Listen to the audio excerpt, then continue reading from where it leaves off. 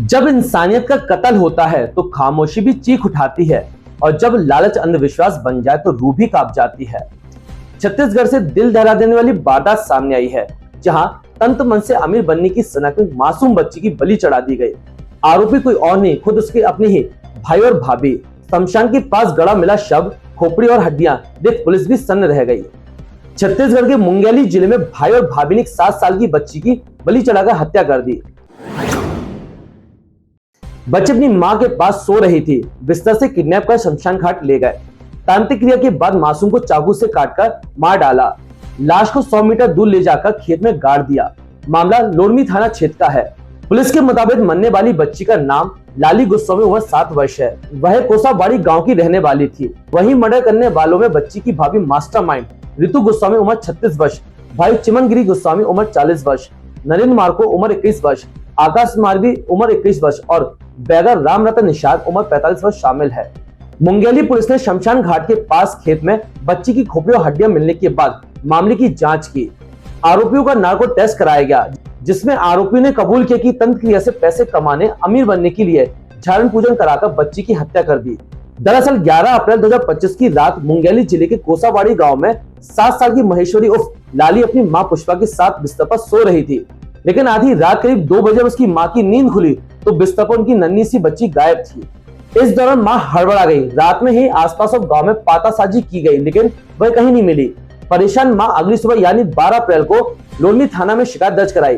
Police ने मामले की जांच शुरू की, लेकिन कोई सुराग नहीं मिला। इस पूरे मामले पुलिस अधीक्षक भोजराम पटेल के नेतृत्व में बनी विशेष टीम बनाई गई। इस बीच लगभग 3 हफ्तों बाद 6 मई को गांव के शमशान के पास एक खेत में एक बच्ची की खोपड़ी और हड्डियां मिली।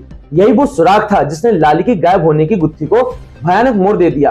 पुलिस ने खोपड़ी और हड्डियों को डीएनए टेस्ट के लिए भेजा। इससे पहले लाली के परिवार के सैंपल भी लिए गए। डीएनए रिपोर्ट से खुलासा हुआ कि शमशान घाट के पास खेत में जो हड्डियां मिली थी वह लाली की थी।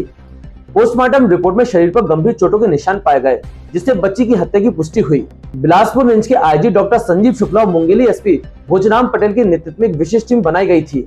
जांच में साइबर सेल, सीसीटीवी फुटेज, गवाहों के बयान, narco test, brain mapping, polygraphic test की मदद ली गई। आसपास के लोगों से कई बार पूछताछ की गई।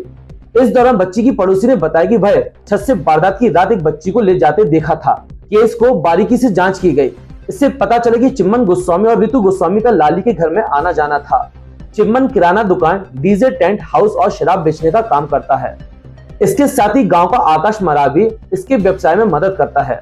वारदात के दिन ये भी चिम्मन के घर मौजूद था। साथ ही डोगरिया निवासी राम रतन निषाद भी था, जो झाड़ फूक में बैगा का काम करता था।